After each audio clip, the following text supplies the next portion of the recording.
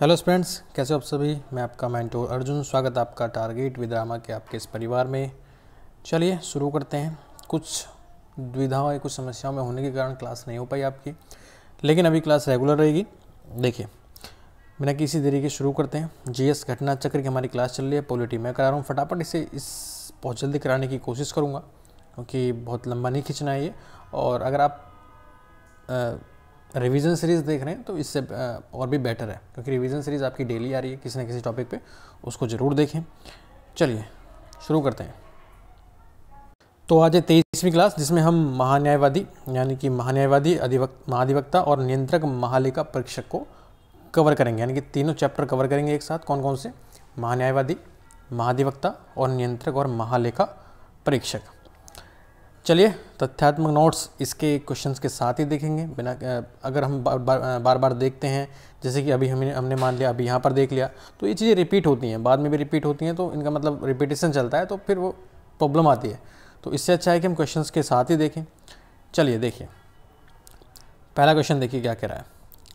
भारत सरकार को कानूनी विषयों पर कौन परामर्श देता है? बताइए, भारत सरकार को कानूनी विषयों पर कौन परामर्श देता है? तो attorney general of India Bharat सरकार को जो उसके कानूनी विषय हैं उन पर परामर्श कौन देता है? Attorney general of India. देखिए, अनुच्छेद 76(2) के अनुसार महान्यायवादी यानी कि अटॉर्नी जनरल भारत सरकार की कानूनी विषयों पर परामर्श देता है। तो अनुच्छेद को आप भूलेंगे नहीं, किसको? अनुच्छेद 76 को मत भूलना। यही बताता है महान्यायवादी यानी कि अटॉर्नी जनरल का चैप्टर किस में है? अनुच्छेद 76 में परामर्श देता है। यह भारत सरकार की प्रथम विधि अधिकारी है। प्रथम विधि अधिकारी कौन है? अटॉर्नी जनरल, जो कि राष्ट्रपति के द्वारा नियुक्त किया जाता है। और इसकी नियुक्ति कौन करता है? प्रेसिडेंट इसकी नियुक्ति करते हैं। राष्ट्रपति के प्रसाद पर्यंत अपना पद धारण करता है, इसको भी याद रखिएगा। चलिए सेकंड क्वेश्चन देखिए क्या कह रहा है। दूसरा क्वेश्चन कह रहा है कि निम्नलिखित में से कौन राष्ट्रपति के प्रसाद पर्यंत अपना पद धारण करता है? निम्नलिखित में से कौन राष्ट्रपति के प्रसाद पर्यंत अपना पद धारण करता है? तो कौन करता है? भारत का महान्यायवादी। नियंत्रक और महालेखा परीक्षक नहीं करता, क्योंकि ये केवल संसद के प्रति उत्तरदायी होते हैं। मुख्य निर्वाचन आयुक्त भी नहीं करते, लोकसभा अध्यक्ष भी नहीं करते। तो कौन करता है? भारत का महान्यायवादी। ठीक है, चलिए तीसरा देखिए। थर्ड कह रहा है कि भारत के महान्यायवादी को कैसे नियुक्त किया जाता है? भारत के महान्यायवादी को कैसे नियुक्त किया जाता है? बताइए कौन करता है? तो नियुक्त कौन करता है? प्रेसिडेंट। सीधी सीधी बात है, अभी हमने पीछे पढ़ा है, 3 बार क्वेश्चन रिपीट हो गया है। और रिपीटेशन का मतलब यही है कि बार बार क्वेश्चन आपको याद हो रहा है।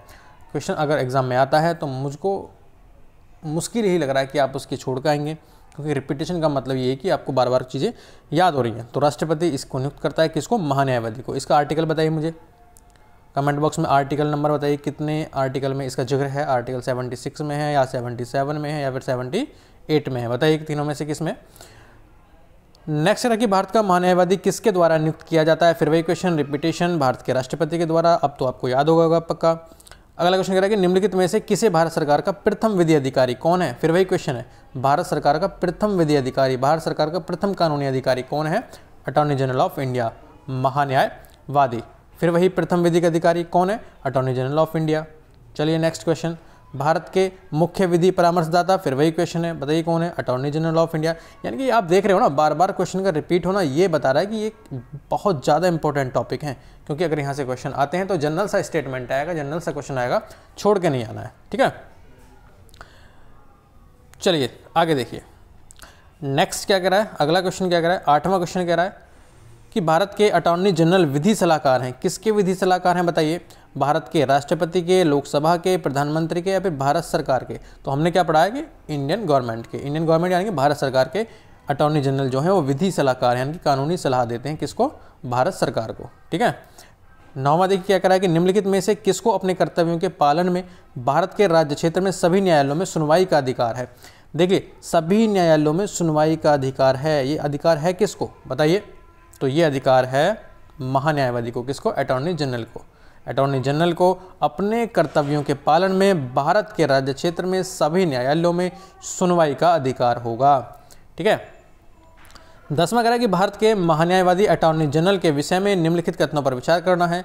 वह भारत के राष्ट्रपति द्वारा नियुक्त किया जाता है। बिल्कुल ठीक है, उसमें वही योग्यताएं होनी चाहिए जो सर्वोच्च न्यायालय के न्यायाधीश में होती हैं। बिल्कुल ठीक है। देखो, ये आपके स्टेटमेंट है ना, ये आपके पॉइंट्स को क्लियर कर रहे हैं, कॉन्सेप्ट को क्लियर कर रहे हैं। पहला कॉन्सेप्ट क्या है कि भारत के राष्ट्रपति द्वारा नियुक्त होते हैं कौन, महान्यायवादी। उसके द्वारा उनमें वही योग्यताएं होनी चाहिए जो सर्वोच्च न्यायालय यानी सुप्रीम कोर्ट के न्यायाधीश में होती हैं, ये भी ठीक है। उसे संसद के किसी भी सदन का सदस्य होना चाहिए, ये गलत है। उसे संसद के किसी भी सदन का सदस्य होना चाहिए, ये गलत है। संसद द्वारा महाभियोग लगाकर उसे हटाया जा सकता है, ये भी गलत है। तो सही कौन सा है, 1 और 2 दोनों सही हैं। कैसे सही है सर, ये बताइए। राष्ट्रपति द्वारा नियुक्त किए जाने वाले महान्यायवादी में वही योग्यताएं होनी चाहिए जो सर्वोच्च न्यायालय के न्यायाधीश के लिए आवश्यक हैं। भारत का महान्यायवादी संसद का सदस्य नहीं होता। ध्यान रखना, भारत का जो महान्यायवादी है, अटॉर्नी जनरल है, वो संसद का सदस्य नहीं होता है, परंतु वह किसी भी सदन में, सदनों की किसी भी संयुक्त बैठक में और संसद की किसी समिति में उसमें उसका नाम सदस्य के रूप में दिया गया है। याद रखिएगा, बोल सकता है, भाग ले सकता है, किंतु अपना मत नहीं दे सकता। समझ आया कुछ?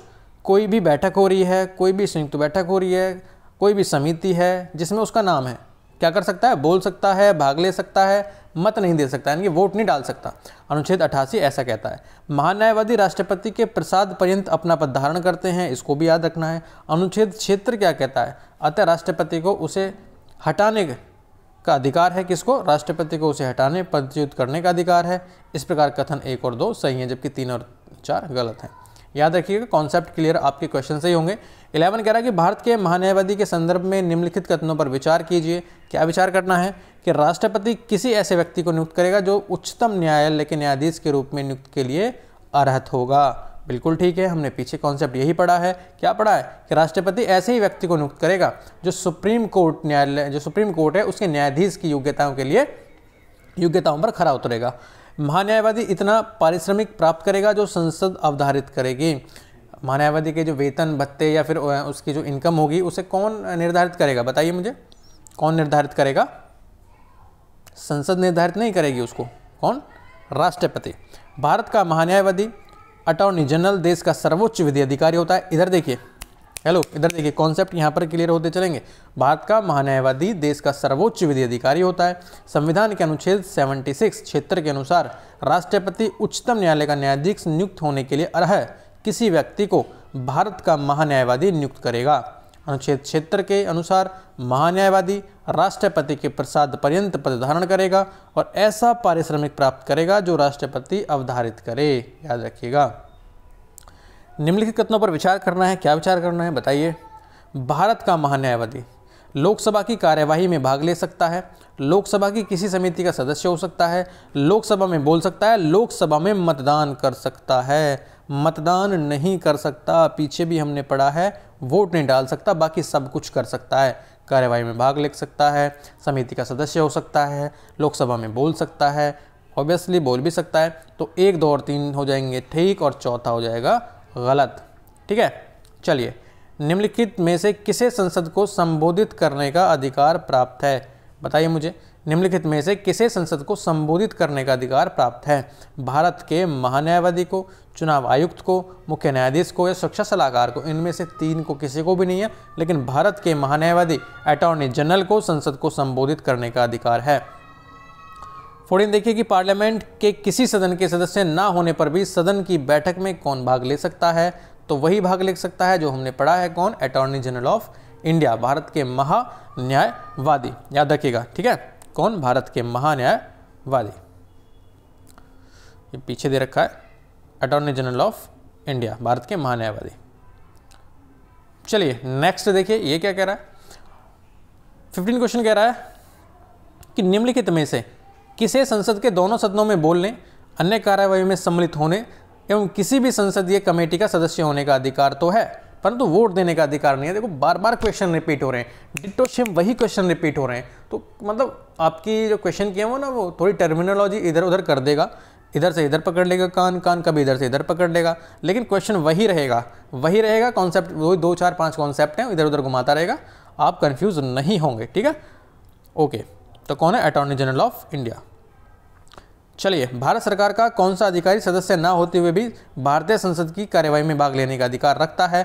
आप मुझे इसका आंसर बताओगे, मैं नहीं बताऊंगा, बड़ा आसान सा क्वेश्चन है। चलिए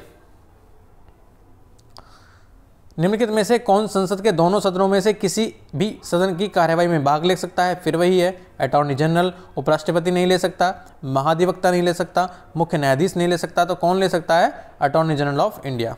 चलिए, एक गैर सदस्य के रूप में संसद के किसी एक सदन की कार्यवाही में भाग ले सकता है। गैर सदस्य का मतलब क्या है कि किसी भी सदन का सदस्य नहीं है फिर भी वो कार्यवाही में भाग लेगा। तो ऐसा कौन है? ऐसा एक तो है उपराष्ट्रपति आपका और महान्यायवादी। याद रखिएगा, उपराष्ट्रपति इसलिए है भी क्योंकि वो ना तो राज्यसभा के सदस्य होते हैं ना लोकसभा के उपराष्ट्रपति जो होते हैं। ठीक है, महान्यायवादी और उपराष्ट्रपति अगर दोनों दे रखे हैं किसी भी ऑप्शन में, और गैर सदस्य के रूप में संसद के किसी एक सदन की कार्यवाही में भाग ले सकता है, तो वो है आपका ए और सी, यानी कि दोनों उपराष्ट्रपति और महान्यायवादी। 19 क्या कह रहा है कि भारत के महान्यायवादी के संबंध में निम्नलिखित कथनों में से कौन सा कथन सही नहीं है? आप मुझे बताओगे कि वह मंत्रिमंडल का सदस्य नहीं है। कौन? महान्यायवादी मंत्रिमंडल का सदस्य नहीं है। बिल्कुल ठीक है, उसे संसद के सदनों में बोलने का अधिकार है। संसद के सदनों में बोलने का अधिकार है, ये भी ठीक है। उसे संसद में मत देने का अधिकार है, गलत। उपरोक्त में से कोई नहीं, ये भी गलत। तो सी और डी इसके आंसर हो जाएंगे। वह मंत्रिमंडल का सदस्य नहीं होता। ठीक है, चलिए, सॉलिसिटर जनरल निम्नलिखित में से क्या होता है? नेक्स्ट आपका अगला जो कॉन्सेप्ट है वो सॉलिसिटर जनरल पर है कि क्या कह रहा है कि निम्नलिखित में से क्या होता है सॉलिसिटर जनरल?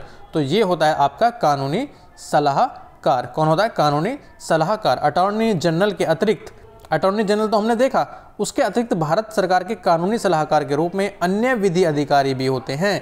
इन्हें सॉलिसिटर जनरल कहा जाता है। ये अटॉर्नी जनरल को उसके दायित्वों के निर्वहन में सहायता प्रदान करते हैं। याद रखिएगा। अगला क्वेश्चन है कि भारत का सॉलिसिटर जनरल होता है, क्या होता है? एक प्रशासनिक अधिकारी, एक न्यायिक सलाहकार, एक कानूनी सलाहकार, ऐसा ही है क्या कुछ? एक प्रधानमंत्री का सलाहकार, या फिर राष्ट्रपति को सलाह देने के लिए कानूनी अधिकारी। कौन हो सकता है बताइए? देखिए, ये वीडियो थोड़ा रुक गई थी, लेकिन मुझे नहीं पता कि कौन से क्वेश्चन पर रुकी है, लेकिन मैं 20 से शुरू कर रहा हूँ फिर, ठीक है ना? 20 क्वेश्चन से। सॉलिसिटर जनरल निम्न में से क्या होता है? सॉलिसिटर जनरल के बारे में कि क्या होता है सॉलिसिटर जनरल? तो कानूनी सलाहकार होता है सॉलिसिटर जनरल। कौन होता है? कानूनी सलाहकार। याद रखिए, कानूनी सलाहकार कौन होता है? सॉलिसिटर जनरल होता है। सॉलिसिटर जनरल कहा जाता है किसको? विधि अधिकारी भी होते हैं। किसके अतिरिक्त? अटॉर्नी जनरल के अतिरिक्त भारत सरकार के कानूनी सलाहकार के रूप में अन्य विधि अधिकारी भी होते हैं, जिनको बोला जाता है सॉलिसिटर जनरल। अटॉर्नी जनरल को उसके दायित्वों के निर्वहन में सहायता प्रदान करते हैं ये। ठीक है, भारत का सॉलिसिटर होता है, कौन होता है? एक न्यायिक सलाहकार भारत का सॉलिसिटर होता है। याद रखिएगा, कौन होता है? न्यायिक सलाहकार सॉलिसिटर होता है।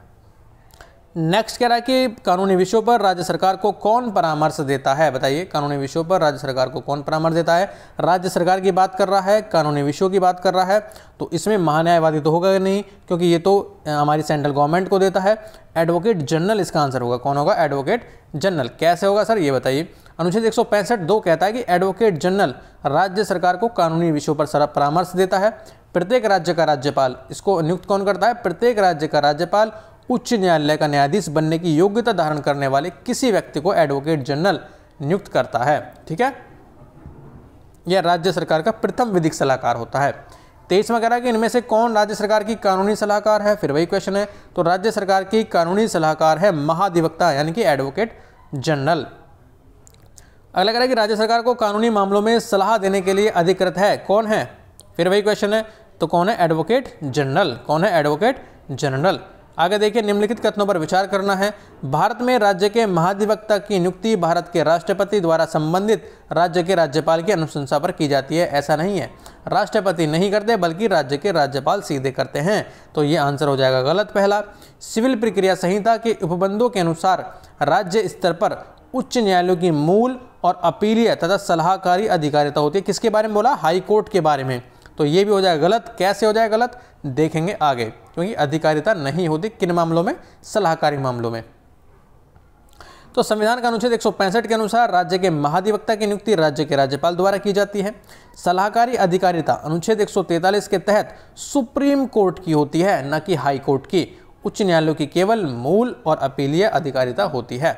भारत के नियंत्रक और महालेखा परीक्षक यानी कि कैग, यहाँ से नया कॉन्सेप्ट चलता है आपका 26वें क्वेश्चन से। भारत के नियंत्रक और महालेखा परीक्षक के बारे में क्या कह रहा है कि नियुक्ति कौन करता है, तो राष्ट्रपति साहब भी इनकी नियुक्ति करते हैं, याद रखिएगा। अनुच्छेद 148 के तहत भारत के नियंत्रक एवं महालेखा परीक्षक की नियुक्ति भारत के राष्ट्रपति द्वारा की जाती है। अनुच्छेद 151 के अनुसार भारत का नियंत्रक एवं महालेखा परीक्षक भारत सरकार के लेखों का लेखा परीक्षण कर अपनी रिपोर्ट को राष्ट्रपति को प्रस्तुत करता है तथा अनुच्छेद 151 के अनुसार वह राज्य सरकारों के लेखों का लेखा परीक्षण कर रिपोर्ट संबंधित राज्य के राज्यपाल को सौंपता है। चलिए नेक्स्ट देखिए, ये क्या कह रहा है कि भारतीय संविधान के किस अनुच्छेद के अंतर्गत भारत के नियंत्रक एवं महालेखा परीक्षक की नियुक्ति होती है, तो कौन सा आर्टिकल है वो, कैग वाला, कौन सा है, अनुच्छेद 148, कौन सा आर्टिकल 148, भूलना नहीं है। 28 में कह रहा है कि भारत के नियंत्रक एवं महालेखा परीक्षक के संघ के लेखा संबंधी प्रतिवेदनों को सर्वप्रथम सबसे पहले निम्न में से किसको प्रस्तुत किया जाता है, तो किसको प्रस्तुत किया जाता है बताइए। सबसे पहले जो नियंत्रक और महालेखा परीक्षक के संघ के लेखा संबंधी प्रतिवेदन होते हैं, सबसे पहले वो राष्ट्रपति को प्रस्तुत किए जाते हैं, किसको, प्रेसिडेंट को प्रस्तुत किए जाते हैं, उसके बाद संसद को। निम्नलिखित में से किसके द्वारा भारत के नियंत्रक एवं महालेखा परीक्षक के पद का सृजन किया गया था, बताइए। नियंत्रक एवं महालेखा परीक्षक के पद का सृजन किसके द्वारा किया गया था, संविधान के द्वारा, संसदीय समितियों के द्वारा, या फिर मंत्रिमंडल के संकल्प के द्वारा, या फिर उपयुक्त में से कोई नहीं। तो संविधान में इनका सीधा सीधा जिक्र है, तो संविधान के द्वारा इनके पद का सृजन किया गया था। भारत के नियंत्रक एवं महालेखा परीक्षक के पद पर नियुक्ति का कार्यकाल कितना होता है, तो याद रखिएगा इनकी नियुक्ति का कार्यकाल होता है 6 वर्ष। कितना होता है, 6 वर्ष। भारतीय संविधान के अनुच्छेद 148(3) के अनुसार नियंत्रक एवं महालेखा परीक्षक यानी कि CAG के वेतन सेवा शर्तों के निर्धारण का अधिकार संसद को है, याद रखिएगा, राष्ट्रपति को नहीं है। वेतन सेवा शर्तों के निर्धारण का अधिकार संसद को है, जबकि अटॉर्नी जनरल में हमने किस में पढ़ा था, राष्ट्रपति साहब को था। अतः संसद ने कैग के वेतन एवं सेवा शर्तों से संबंधित प्रावधानों को वर्ष 1971 में अधिनियमित किया, जिसके अनुसार नियंत्रक एवं महालेखा परीक्षक का कार्यकाल 6 वर्ष का होता है या वह अधिकतम 65 वर्ष की उम्र तक सेवारत रहता है। भारत के नियंत्रक एवं महालेखा परीक्षक के संबंध में निम्नलिखित में से कौन सा सही नहीं है, उसकी नियुक्ति राष्ट्रपति द्वारा की जाती है, बिल्कुल ठीक है। उसका वेतन सर्वोच्च न्यायालय के न्यायमूर्ति के समान होता है, बिल्कुल ठीक है, याद रखिएगा। सेवा निवृत्ति के पश्चात वह अन्य सरकारी सेवा के अयोग्य हो जाते हैं, ये भी बिल्कुल ठीक है। यानी कि अगर उनकी वे रिटायर हो गए हैं तो किसी भी सेवा में काम नहीं करेंगे। उसके बाद ये गलत हो जाएगा, उनको राष्ट्रपति पद से हटा सकते हैं, ऐसा है क्या, नहीं, कैसे नहीं है। भारत के संविधान के अनुच्छेद 148 के अनुसार भारत के नियंत्रक एवं महालेखा परीक्षक की नियुक्ति भारत सरकार के राष्ट्रपति द्वारा की जाती है। कैग को राष्ट्रपति नहीं हटा सकता, बल्कि उसे उसी रीति से और उन्हीं आधारों पर हटाया जाएगा जिस रीति से और जिन आधारों पर उच्चतम न्यायालय के न्यायाधीश को हटाया जाता है। संविधान की दूसरी अनुसूची के प्रावधान 12 के तहत भारत के नियंत्रक एवं महालेखा परीक्षक को सर्वोच्च न्यायालय के न्यायाधीशों के बराबर वेतन दिया जाता है। किसके बराबर, सर्वोच्च न्यायालय के जो न्यायाधीश होते हैं, जज होते हैं, उनके बराबर वेतन पाता है कैग। अनुच्छेद 148(4) के तहत सेवानिवृत्ति के पश्चात नियंत्रक एवं महालेखा परीक्षक भारत सरकार के या किसी राज्य सरकार के अधीन पद के अयोग्य हो जाते हैं। 32 में कह रहा है कि भारत के नियंत्रक एवं महालेखा परीक्षक को उसके पद से हटाए जाने की प्रक्रिया निम्नलिखित में से किसके समान है, तो ये समान है आपके उच्चतम न्यायालय के न्यायाधीश के समान है। कई बार क्वेश्चन रिपीट हुआ है।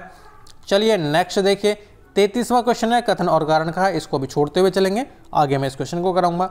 वही क्वेश्चन है, रिपीट हो रहा है। ये देखिए 34वां, निम्नलिखित कर्तव्यों में से कौन सा एक भारत के नियंत्रक एवं महालेखा परीक्षक द्वारा पालन नहीं किया जाता, नहीं पे मार्क करिएगा, कभी कभी क्वेश्चन ब्लंडर मिस्टेक हो जाती है हमसे। तो ये कह रहा कि परीक्षक द्वारा पालन नहीं किया जाता। पहला कह रहा कि भारत का संचित निधि से होने वाले सभी खर्चों का लेखा परीक्षण करना और उनके संबंध में प्रतिवेदन प्रस्तुत करना, ऐसा है क्या, ऐसा तो नहीं है।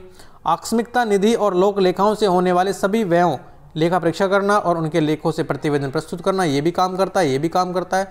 सभी व्यापार, निर्माण, लाभ, हानि लेखाओं की लेखा परीक्षा करना, उनके संबंध में प्रतिवेदन प्रस्तुत करना, ये भी करते हैं।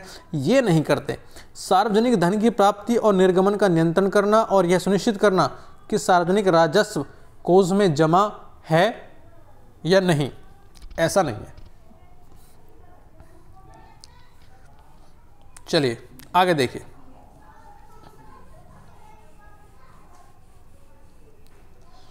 35वां क्वेश्चन क्या कह रहा है। 35वां कह रहा है कि निम्नलिखित पर विचार करना है और आंसर भी देना है। विचार ही नहीं करना है बच्चों, आंसर भी देना है। पहला कह रहा है कि नियंत्रक महालेखा परीक्षक का कर्तव्य होगा कि वह उन सभी प्राप्तियों की लेखा परीक्षा करे जो भारत की संचित निधि में संदेह है। काम क्या है, ये आपके कॉन्सेप्ट क्लियर हो रहे हैं यहाँ से, ये मत देखना कि क्वेश्चन है, ये कॉन्सेप्ट है। नियंत्रक महालेखा परीक्षक का कर्तव्य बताया गया है कि वह उन सभी प्राप्तियों की लेखा परीक्षा करेगा जो भारत की संचित निधि में संदेह है। बिल्कुल ठीक है। नियंत्रक एवं महालेखा परीक्षक को संघ या किसी राज्य के किसी कार्यालय या विभाग में रखे गए भंडारों या स्टॉक के लेखाओं की लेखा परीक्षा करने और उनकी बाबत में रिपोर्ट देने का प्राधिकार होगा। दोनों ही बिल्कुल ठीक है, पहला भी ठीक है और दूसरा भी ठीक है। चलिए 36वां देखिए, 36वां क्या कह रहा है कि लोक निधि के, मुझे पीछे से कुछ आवाज़ें आएंगी, उससे थोड़ा डिस्ट्रैक्ट नहीं होना है, पता नहीं कुछ भी चलता रहता है। 36वां देखना है कि लोक निधि के फलोत्पादक और आशायित प्रयोग को सुरक्षित करने के साथ साथ भारत में नियंत्रक महालेखा परीक्षक के कार्यालय का महत्व क्या है। बताइए मुझे क्या महत्व हो सकता है। तो कैग संसद की ओर से राजकोष पर नियंत्रण रखता है, नियंत्रण नहीं रखता है, ये गलत हो जाएगा। पहला तो गलत ही कर दीजिए, तो जिसमें पहला है तो उसको हटा दीजिए, ये खत्म और ये खत्म। आंसर हो जाएगा 2 या फिर 2 और 3। 2 बिल्कुल ठीक है, 2 को पढ़ लेते हैं। कैग की मंत्रालयों द्वारा कार्यान्वित परियोजनाओं या कार्यक्रमों पर जारी किए गए प्रतिवेदनों पर लोक लेखा समिति विचार विमर्श करती है। बिल्कुल ठीक है। कैग के प्रतिवेदनों से मिली जानकारियों के आधार पर जांचकर्ता एजेंसियां उन लोगों के विरुद्ध आरोप दाखिल कर सकती हैं जिन्होंने लोक निधि प्रबंधन में कानून का उल्लंघन किया हो। बिल्कुल ठीक है, लेकिन इसमें चौथा ऑप्शन हो जाएगा गलत। कैग को ऐसी निश्चित न्यायिक शक्तियां प्राप्त हैं, न्यायिक शक्तियां प्राप्त नहीं है कि सरकारी कंपनियों के लेखा परीक्षा और लेखा जांचते समय वह कानून का उल्लंघन करने वाले पर अभियोग लगा सके। ऐसा कुछ नहीं कर सकता, वो केवल देख सकता है, एजेंसियों के विरुद्ध आरोप पत्र दाखिल कर सकता है सिर्फ, लेकिन अपने आप स्वयं अभियोग नहीं लगा सकता। 37वां कह रहा है कि नियंत्रक एवं महालेखा परीक्षक की टीका टिप्पणी पर उचित कार्रवाई करने की अंतिम जिम्मेदारी किसकी है। तो अंतिम जिम्मेदारी है संसद की, याद रखिएगा। अनुच्छेद 151 यह कहता है कि नियंत्रक एवं महालेखा परीक्षक की रिपोर्ट राष्ट्रपति के द्वारा संसद के दोनों सदनों के समक्ष प्रस्तुत करवाई जाती है। अतः नियंत्रक और महालेखा परीक्षक की टीका टिप्पणी पर उचित कार्रवाई कौन करता है, संसद करता है। ये देखिए, निम्नलिखित में से कौन संसद की लोक लेखा समिति की बैठकों में उपस्थित रहता है। संसद की लोक लेखा समिति की बैठकों में उपस्थित रहता है भारत के नियंत्रक एवं महालेखा परीक्षक, याद रखिएगा। 39वां देखिए, संविधान का कौन सा अनुच्छेद भारत के नियंत्रक और महालेखा परीक्षक के कर्तव्य को निर्धारित करता है। तो अनुच्छेद है 149, याद रखिएगा। 149 जो अनुच्छेद है वो कैग के कर्तव्यों को निर्धारित करता है। ये पूछ लिया था एमपीपीसीएस प्री 2019 में ये क्वेश्चन पूछा था। उसके बाद नियंत्रक एवं महालेखा परीक्षक की नियुक्ति राष्ट्रपति द्वारा होती है, अपने पद से उसे हटाया जाता है। कौन हटाता है बताइए। तो इसका आंसर नहीं दे रखा है, राष्ट्रपति, संसद, सर्वोच्च न्यायालय या फिर राष्ट्रपति की संस्तुति पर सर्वोच्च न्यायालय द्वारा। ये आप मुझे बताओगे। वैसे कमीशन ने भी इसका आंसर नहीं दिया है।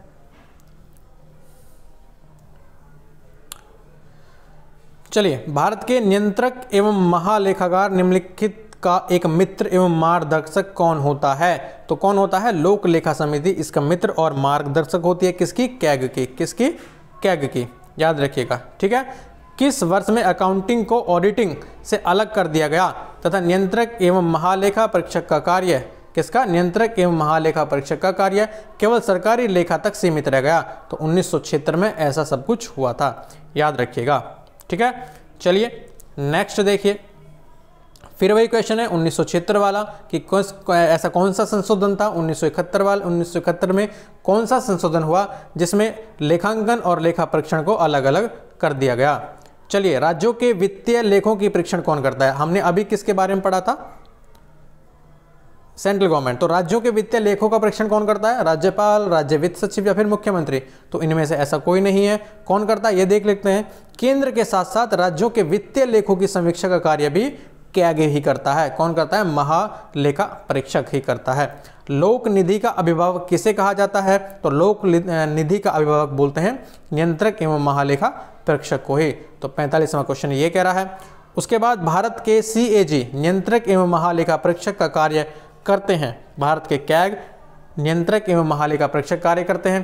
किसका कार्य करते हैं, लोकवित्त संरक्षक के रूप में। लोकवित्त संरक्षक के रूप में इनका काम होता है, यानी कि जो आपका फाइनेंस होता है, लोकवित्त होता है, पब्लिक फाइनेंस, उसको रेगुलेट करना इनका काम होता है।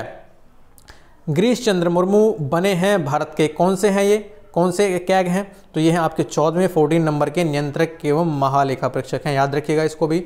कौन से नंबर के, 14 नंबर के। ठीक है। उसके बाद देखिए 48वां क्वेश्चन कह रहा है सूची 1 को सूची 2 सम्मिलित करना है, अधिकारी और संस्थान। भारत का उपराष्ट्रपति, तो इसको लगा दीजिए हम राज्यसभा से, किसको, राज्यसभा से। नियंत्रक एवं महालेखा परीक्षक, इसको लगा दिए लोक लेखा समिति से। भारत का महाधिवक्ता और भारत का महान्यायवादी। देखिए ए का 3, बी का 1, सी का 4 और डी का 2। ए का 3, बी का 1, सी का 4 और डी का 2। तो भारत का महान्यायवादी लोकसभा की बैठक में भाग ले सकता है। तो यही है कि भारत का उपराष्ट्रपति राज्यसभा, उसके बाद भारत का नियंत्रक एवं महालेखा परीक्षक लोकलेखा समिति, भारत का महाधिवक्ता उच्चतम न्यायालय, उसके बाद भारत का महान्यायवादी लोकसभा की बैठक। चलिए निम्नलिखित में से कौन सा विकल्प गलत है? लोकवित्त सरकार के वित्तीय क्रियाकलापों का अध्ययन है, किसके अंतर्गत आते हैं? लोकवित्त सरकार के जो वित्तीय क्रियाकलाप होते हैं उसका अध्ययन कौन करता है, वो किसके अंतर्गत आते हैं? तो ये आते हैं व्यावसायिक बैंकों के कार्य निष्पादन में। इसमें व्यावसायिक बैंकों के कार्य निष्पादन में, पब्लिक फाइनेंस जो होता है आपका, ठीक है। तो ये आपके क्वेश्चन हो जाते हैं। इसमें 3 चैप्टर कवर हो चुके हैं, 49 क्वेश्चन थे, तो इनको कंप्लीट करना है और कोशिश करें कि इसको बार बार देखें, इसको रिवाइज करें। रिवाइज करने की आपको आवश्यकता नहीं है क्योंकि क्वेश्चन बार बार रिपीट हो रहे हैं। Thank you for watching. और ये क्लास अब आपकी कंटिन्यू रहेगी, कोशिश करूँगा कंटिन्यू रहे, क्योंकि किसी बड़ी प्रॉब्लम में होने के कारण मैं इसको कंटिन्यू नहीं कर पा रहा था, लेकिन आज से कंटिन्यू हो चुकी है। तो इसको ज़रूर देखें और शेयर करें, ठीक है। Thank you for watching.